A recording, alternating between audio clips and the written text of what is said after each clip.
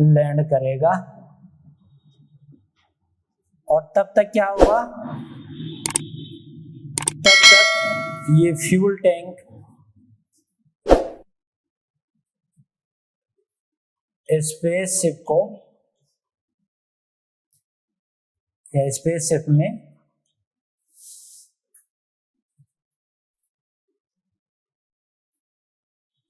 Fuel भरेगा। ठीक है, तो ऑर्बिट में क्या आ रहा है, रिफिल हो रहा है। ठीक है, स्पेसशिप क्या हो रहा है, रिफिल हो रहा है। तो अभी पढ़ा था हमने रिफिल इन ऑर्बिट, तो ये वही है। तो पृथ्वी की ऑर्बिट में ही हमने वो स्पेसशिप को रिफिल कर लिया। ठीक है, और इसके बाद में अगला स्टेप रहेगा, फिफ्थ स्टेप की अगर बात करें, अगले स्टेप में ये जो स्पेसशिप है, स्पेसशिप वो मार्स पर पहुंच जाएगा। कहां पहुंच जाएगा, मार्स पर, मतलब मंगल पर पहुंच जाएगा। साथ ही साथ ये सोलर पावर से भी चलेगा। ये जो स्पेसशिप है वो सोलर पावर से भी चलेगा।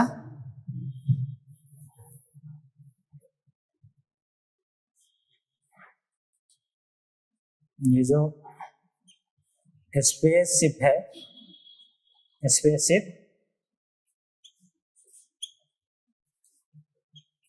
सोलर पावर से भी चलेगा।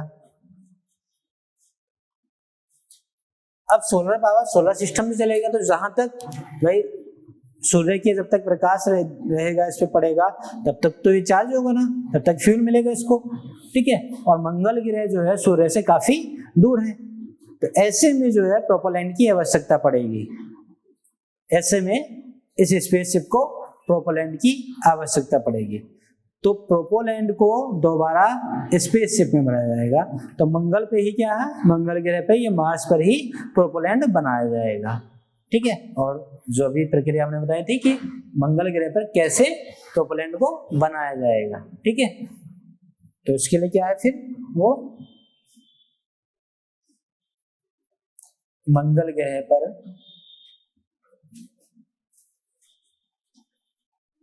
प्रोपेलेंट को बनाया जाएगा। प्रोपेलेंट मतलब वो ईंधन जो रॉकेट या स्पेसशिप के में उड़ान भरने में सहायक होता है। ठीक है, तो उसको मंगल ग्रह पर आसानी से बनाया जा सकता है कि नहीं।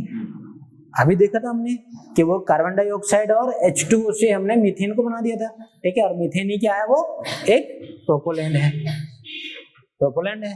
ठीक है, ऐसे में क्या होगा, जब हमारे पास प्रोपेलेंट उपलब्ध रहेगा मार्स पर, तो जो स्पेसशिप है उसको फ्यूल मिल जाएगा कि नहीं, उसको फ्यूल मिल जाएगा। और वापस से अगर उसको पृथ्वी की सतह पर आना होगा तो पृथ्वी में वापस आ सकता है कि नहीं।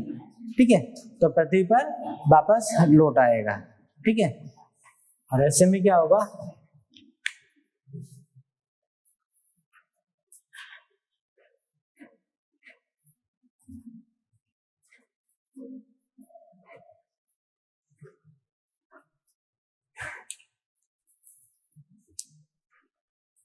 जब मंगल ग्रह पर उसको प्रोपेलेंट मिल गया, फ्यूल मिल गया स्पेसशिप को, तो ऐसे में स्पेसशिप जो है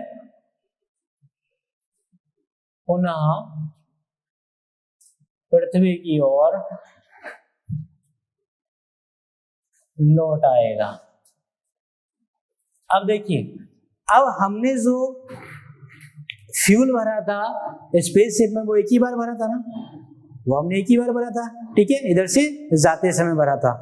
ठीक है, उसके बाद जो है उधर से जब वापसी में आया तो वहीं से लेके आया, वो प्रोपेलेंट कहां से लेके आया, मार्स से लेके आया। तो इसका मतलब हमें फ्यूल का खर्चा सिर्फ एक तरफ से देना पड़ रहा है, तो कहीं ना कहीं इससे मिशन में खर्च कम आएगा।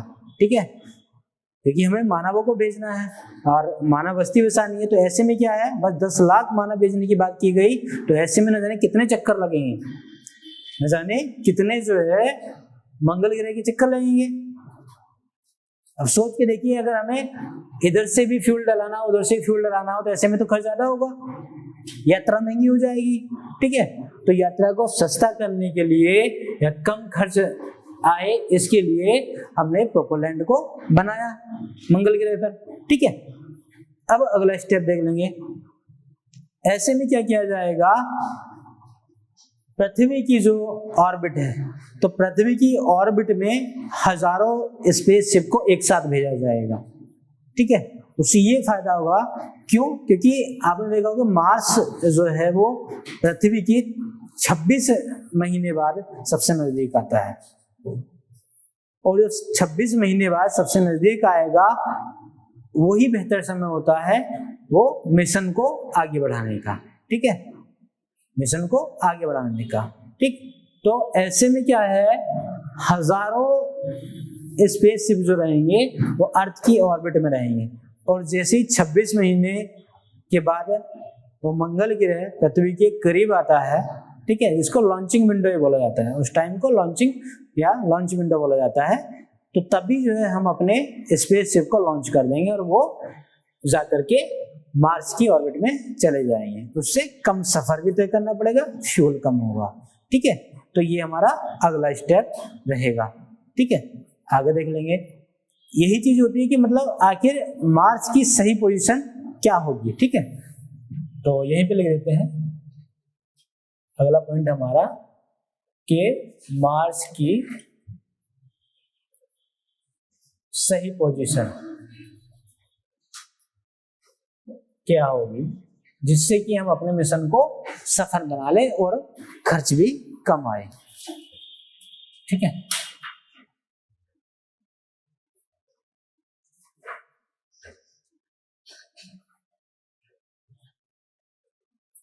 देखिए पृथ्वी और मंगल जो है, पृथ्वी और मंगल ग्रह जो है वो अलग अलग स्पीड से सूर्य की परिक्रमा करते हैं। ठीक है, इसमें आप लिख सकते हैं जो अर्थ है, अर्थ और मार्स जो है मंगल, वो अलग अलग स्पीड से, गति से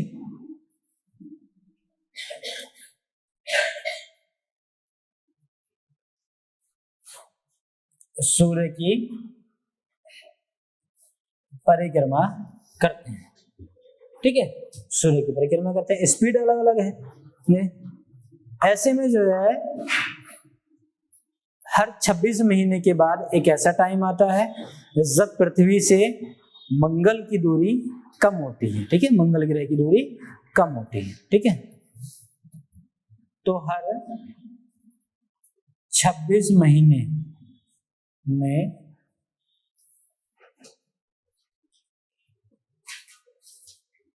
ऐसा समय आता है जब मार्स पृथ्वी के सबसे नजदीक होता है। ठीक है, पृथ्वी के सबसे नजदीक होता है।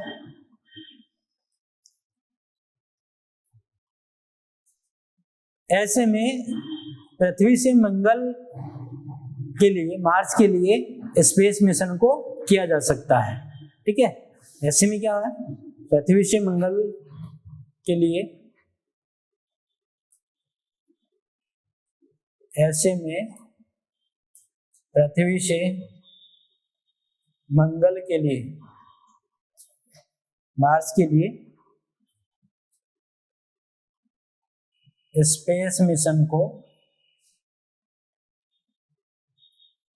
किया जा सकता है, किया जा सकता है क्योंकि दूरी कम है। ठीक है, आसान रहेगा, कम सफर तय करना पड़ेगा। और ये जो टाइम है, ठीक है, जहां पर स्पेस मिशन को पूरा किया जा सकता है इस कम समय के लिए, तो इस समय अवधि को लॉन्च विंडो भी कहते हैं। ठीक है, इसी टाइम को, इसी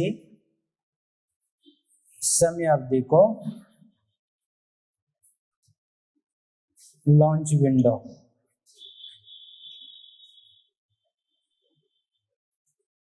लॉन्च विंडो भी कहते हैं।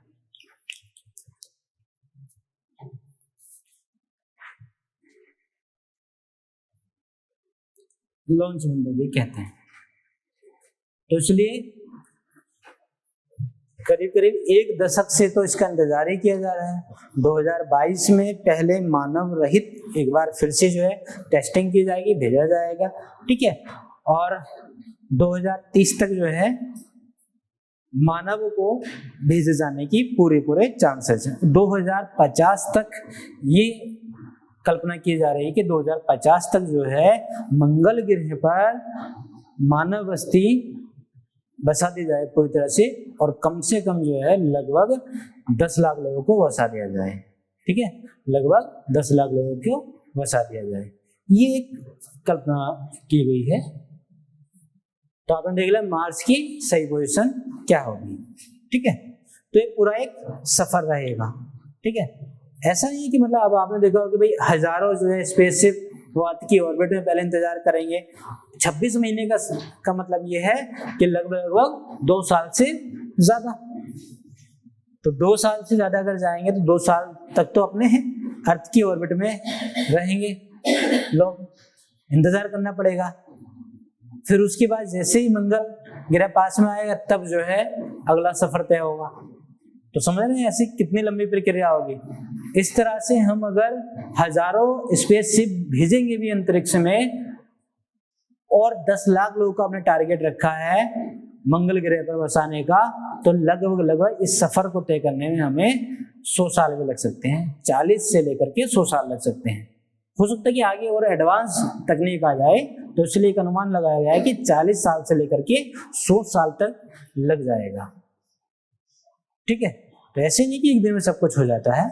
तो अब ये देखना है कि आखिर जो ये पूरा सफर रहेगा इसमें कौन कौन सा शिप यूज होगा, शिप जो यूज होगा उसका नाम क्या है। तो दरअसल वो स्टार शिप यूज होगा इस पूरे मिशन में। तो ये पूरा एक सफर था मंगल ग्रह पर पहुंचने का, मानव बस्ती बसाने का। तो आप लोग अगर बुकिंग कराना चाहे तो बुकिंग करा सकते हैं, ठीक है। हाँ, फ्रंट लोड खरीद सकते हैं, कोई दिक्कत, तब तक बूढ़े हो जाएंगे, कोई दिक्कत नहीं है। तो आप लोग कितने स्वार्थी अपने अपने लिए सोच रहे हो, अपने आने वाली जनरेशन को भेज देना, कोई दिक्कत नहीं है, ठीक है। तो बात कर लेंगे स्टारशिप की। स्टारशिप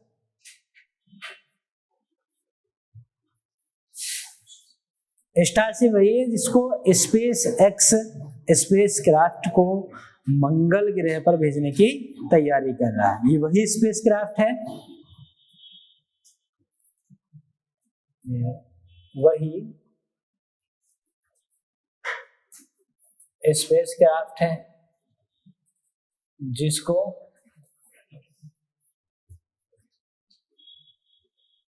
स्पेस एक्स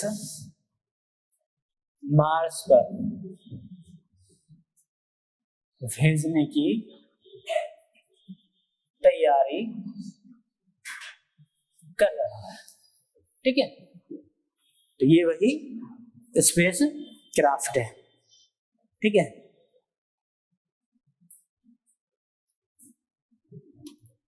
अभी 2020 में इसकी कई टेस्टिंग फ्लाइटें हुई हैं। 2020 में इसकी कई टेस्ट फ्लाइट हुई। इन फ्लाइटों के टेस्ट फ्लाइटों के आधार पर इसमें कई बड़े बदलाव भी किए गए हैं, जिनके आधार पर कई बदलाव भी किए गए, ठीक है। तो जो कमियां नजर आई उनको पूरा किया गया, और अभी भी कुछ टेस्ट फ्लाइटें बकाया भी हैं, बाकी हैं, और अभी भी कुछ टेस्ट फ्लाइट होना बाकी है। ठीक है, मतलब पूरी तरह से संतुष्ट हो जाए तब जो है मानवों को भेजा जाएगा। ठीक है, तो आपसे अगर क्वेश्चन कर ले कि मंगल ग्रह पर मानव बस्ती को बसाने के लिए यूज होने वाले शिप का क्या नाम है, तो आप बता सकते हैं ना क्या? हाँ, बुलेट ट्रेन नहीं बेटा, स्टारशिप। ठीक है, हाँ बुलेट ट्रेन नहीं, बुलेट ट्रेन नहीं जाएगी। ठीक है, स्टारशिप। अब देख लेंगे कि आखिर मंगल ग्रह ही क्यों, हम तो सोचते कि चांद पे लेके जाएंगे, वो तो मंगल ग्रह पे ले गए। ठीक है, तो आखिर मंगल ग्रह ही क्यों। ठीक है, तो मार्स पर कैसे जीवन संभव है इसकी बात कर लेंगे। तो जब ये सवाल उठा मार्स पर कैसे जीवन संभव होगा, कैसे लाइफ जो है वहां पर पॉसिबल होगी, क्या करना पड़ेगा, क्योंकि वहां पर तापमान -60 से -150 तक रहता है। ठीक है, एकदम मतलब ठंडा ग्रह है। ठीक, तो ऐसे में यहाँ का आदमी जाएगा तो ऐसे तो नहीं रहेगा जैसे यहाँ रहता है लोअर टी शर्ट में, जीन टी शर्ट में, वहां तो कुल्फी बन जाएगा अगर ऐसा घूमेगा तो। ठीक है, अगर काफी कपड़े ही पहनेगा तब भी नहीं पॉसिबल है वहां तो फिर एलन मस्क ने बताया कि देखिए भाई, हम जो है ये मंगल ग्रह पर तापमान बढ़ाएंगे। ठीक है, एलन मस्क ने कहा कि मंगल ग्रह पर तापमान को बढ़ाया जा सकता है। ठीक है, मतलब इतना ज्यादा नहीं है, अगर -60 है तो उसको कंट्रोल भी किया जा सकता है, बढ़ाया जा सकता है। ठीक है, अगर -60 से अगर वो -50 या 0 तक, 15 या 0 तक लिया जाए, ये 10 तक लिया जाए, तो -10 तक तो मामला चल जाता है कि अपने यहाँ भी जो है फौजी लोग जो है -40 तक रहते हैं। ठीक है, तो ऐसे में तो कोई दिक्कत नहीं होगी। ठीक है, तो एलन मस्क जो है मंगल को टेराफॉर्म बनाने की बात कर रहे हैं।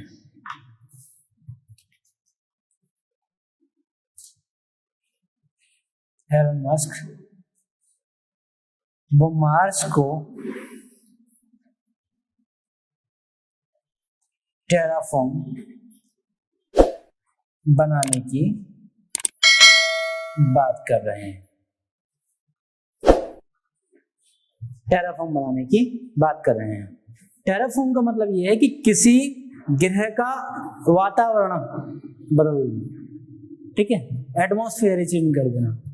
टेराफॉर्म का मतलब यह है कि किसी प्लेनेट का, ग्रह का वातावरण, एटमॉस्फेयर बदलकर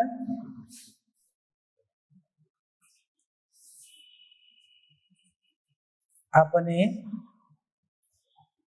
अनुकूल करना।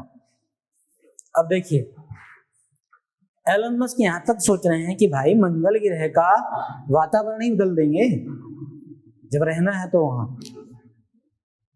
तो वो दरअसल क्या है, टेराफॉर्म बनाने की बात कर रहे हैं। ऐसे में उन्होंने कहा कि मंगल ग्रह को थोड़ा गर्म किया जा सकता है या गर्म करने की आवश्यकता है। तो उन्होंने रास्ते बताए कि 2 रास्ते हैं। ठीक है, इसकी क्या है, मंगल ग्रह को कम कर सकते हैं, तो इसके 2 रास्ते उन्होंने बताए, उन दोनों रास्तों पे हम चर्चा कर लेंगे। ठीक है, और आपसे पूछेंगे भी कि कौन सा रास्ता बेहतर रहेगा। ठीक है,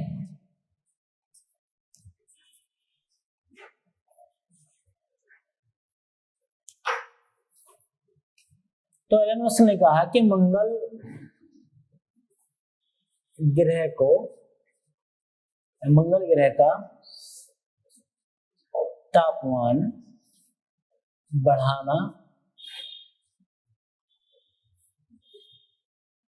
बढ़ाने के 2 रास्ते होंगे। इससे पहला उन्होंने बताया कि जो मंगल ग्रह के पोल्स हैं, ध्रुव हैं, ठीक है, तो मार्स के पोल्स पर न्यूक्लियर वेपन्स का इस्तेमाल करो। प्रयोग करेंगे, परमाणु हथियारों का, ठीक है, समझ रहे हैं। आप कभी नष्ट करने जा रहे हैं, बचाने जा रहे हैं। तो पोल्स पर क्या है, मंगल के ध्रुवों पर न्यूक्लियर वेपन्स का इस्तेमाल करने के लिए कह रहे हैं। उससे क्या होगा, उससे वातावरण गर्म हो जाएगा, ठीक है, वातावरण गर्म होगा, विस्फोट होगा, वातावरण गर्म होगा, तो बर्फ टूट करके, जब बर्फ टूटेगी तो बर्फ से वो CO2 कार्बन डाइऑक्साइड रिलीज होगा जो बर्फ में फंसा है, ठीक है। ऐसे में क्या हुआ कि जो मंगल ग्रह है उसका तापमान बढ़ जाएगा, ठीक है, मंगल ग्रह का तापमान बढ़ जाएगा। तो ऐसा जब उन्होंने स्टेटमेंट दिया, जब कहा कि एक रास्ता तो हमारे पास ये है कि हम जो है मार्स के पोल्स पर न्यूक्लियर वेपन्स का प्रयोग कर दें और तापमान को बढ़ा दें, ठीक है। तो इसमें क्या है, कुछ लोग इनकी आलोचना करने लगे कि भाई ऐसा नहीं, ये तो मामला गलत हो रहा है, हो सकता है इसका कुछ कुप्रभाव हो जाए, ठीक है।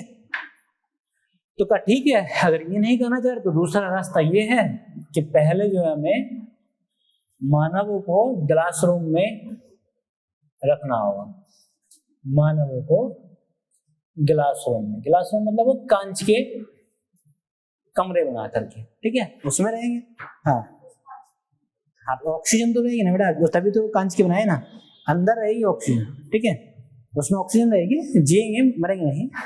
अब उसी में क्या है, ऑक्सीजन रहेगी, और जो लाइफ सपोर्टर है क्या है, एक जैसे लाइफ सपोर्टर,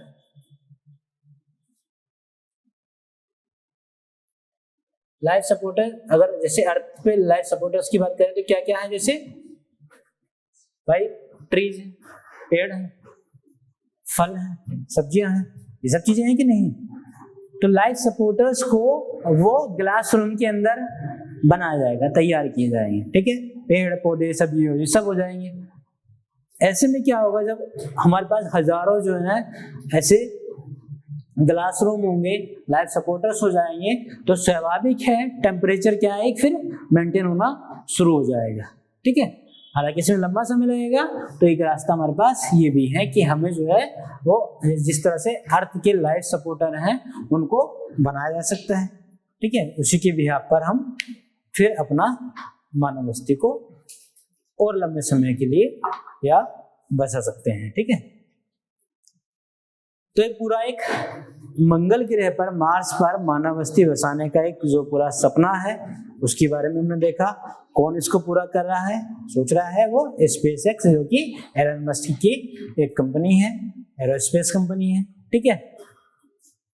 एलन मस्क का ये भी कहना है कि इससे ये फायदा हो सकता है कि अगर जैसे कभी बाय ऐसा हुआ कि जो पृथ्वी है इस पे सप्लाई बंद हो गई, मतलब पानी खत्म, पानी नहीं मिल रहा है, लोग प्यासे तड़प रहे हैं, सप्लाई खत्म हो गई, खाने को नहीं मिला, बारिश नहीं हो रही है, अनाज नहीं हुआ, तो ऐसे में हमारे पास एक ऑप्शन होना चाहिए, ठीक है, ऐसे में हमारे एक ऑप्शन हो जाए कि अब यहाँ से मानवता को बचाया जा सके और अपनी सभ्यता को हम दूसरे प्लेनेट पे शिफ्ट कर दें।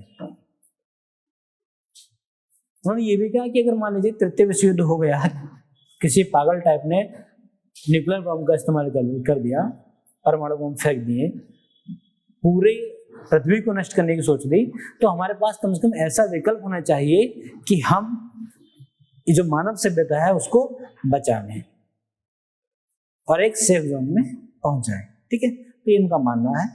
तो अगर ऐसा होता है, मतलब ऐसा होने का मतलब वो तृतीय विश्व युद्ध की बात नहीं कर रहे, अगर मंगल ग्रह पर मानव बस्तियां बसाई जाती हैं, सपना साकार होता है, तो ये तो एक बेहतर विकल्प होगा ही, ठीक है। फिर ये नहीं कहेंगे लोग कि मरने के बाद तो स्वर्ग में जाएगा, मरने के बाद तो मंगल ग्रह पर जाएगा, ठीक है,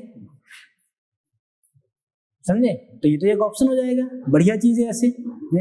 फिर सफर किया जाएगा, फ्लाइटें चलेंगी, ठीक है, तो मंगल मंगल मंगल चलिए, 10 रुपए टिकट, 10 रुपए टिकट, ऐसा नहीं होगा, ठीक है। आने वाले समय में हाँ, हालांकि बहुत हाँ, अन्य ग्रहों पे संभव नहीं। आप सुनेंगे चांद पे जाना चाहिए था, चांद तो बढ़िया चीज है, ठीक है। तो जितने भी ग्रह हैं या तो वो सूर्य के नजदीक हैं इससे, ठीक है, मंगल से, और वहां पर जो लाइफ सपोर्टेड या जीवन के लिए जो तत्व मौजूद होने चाहिए, जो जरूरी आवश्यक तत्व होने चाहिए, वो उन ग्रहों पर नहीं है। जैसे चांद है, जैसे उपग्रह की भी बात करें तो यहाँ पर भी वो लाइफ को पॉसिबल करने के एलिमेंट्स नहीं मिले, तत्व नहीं मिले हैं, ठीक है।